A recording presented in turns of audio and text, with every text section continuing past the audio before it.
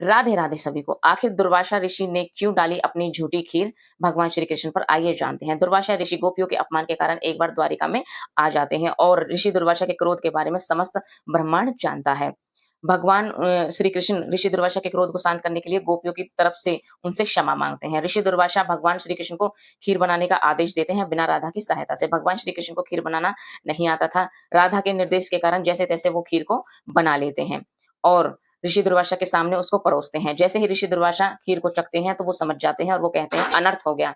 तुमने मेरी आज्ञा का उल्लंघन किया है और मेरे मना करने के बाद भी तुमने राधा से सहायता ली है, और उन्हें उनके वस्त्र उतारने का आदेश देते हैं। उसके बाद भगवान श्री कृष्ण पर अपनी झूठी खीर डाल देते हैं और इस अपमान को देखकर सभी लोग दुखी हो जाते हैं कि भगवान श्री कृष्ण का कितना अपमान होता है। ये सब राधा देख नहीं पाती हैं और ऋषि का विरोध करती हैं।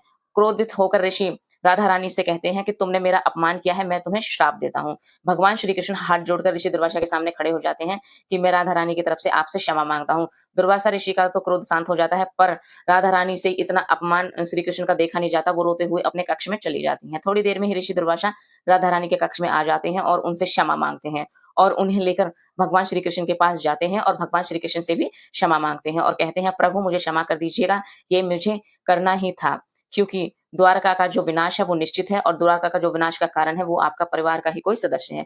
जहां जहां आपके शरीर पर खीर पड़ी है वो जगह वज्र बन गई। प्रभु राधे राधे।